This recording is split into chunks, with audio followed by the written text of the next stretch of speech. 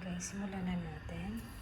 Pahangaan lang natin yung apoy para hindi agad masulog kasi mabilis lang ito maluto.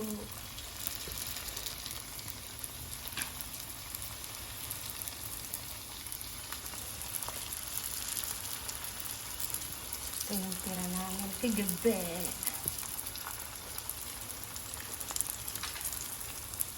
See, tingnan mo. Bilis lang magluto ang kanyang wrapper pero hindi pa yan luto sa loob.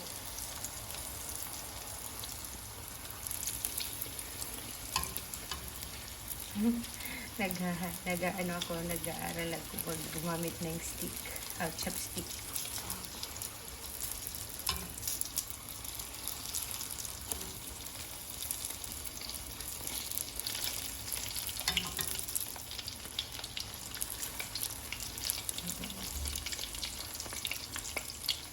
Bilis lang na maluto. Kalalagay ko lang yan.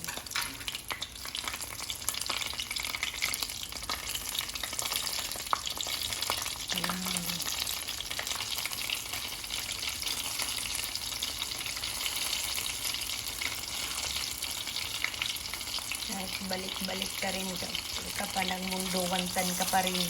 Hindi ka pa rin nagbabago. Shout out! Kakaluka tong si Sarah. Nakawalang gana na vice president. Igagaslight niya yung ano niya. Hindi naman siya inaaway, kaso kumampi siya kay Gloria Macapagal.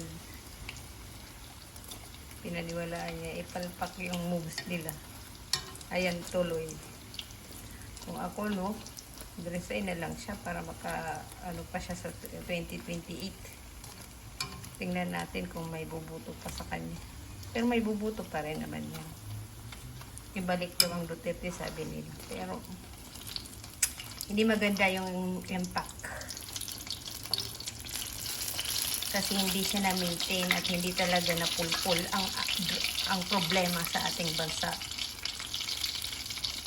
Tapos kung ano-ano pang mga nangyayari sa ating bansa, mga karumal-dumal, gobyerno ang sinisisi. Ganyan ang mga Pinoy. Only in the Philippines. Char. Ayan guys, luto na. Magluto ka na lang daw, Isa, kahit ano-ano ka na. Komento ka na sana sa mga nangyayari sa Facebook. Magluto ka na lang, mag-vlog ka na lang para sa future. Ayan guys. Hindi pa tayo bihas sa paggamit ng chopsticks. So, dahan-dahan lang tayo. Hindi naman siya sunog. Hindi naman siya hilaw. Luto siya. Ayan. Ito, luto na siya.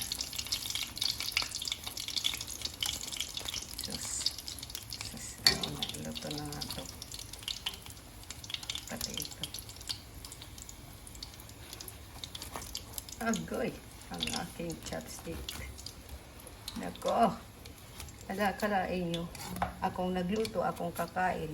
Akong tagahugas. All around. Diba? Igilid ka lang muna. Kasi meron pa. Guys, salamat sa pag-watch ng aking mga videos. Sabi nga nila, magiging viral ka daw pag may basher. Wala man akong basher. Diba? Mabait tayo. Sobra. Thanks God. Wala tayong basher.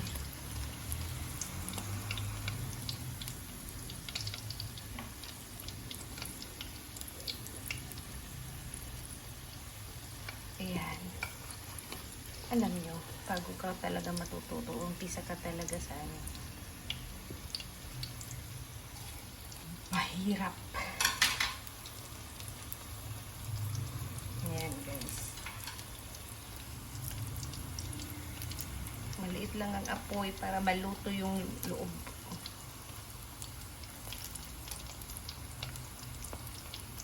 Kasi pag malakas yan, agoy, nagkakaunda-ugaga na ako dyan.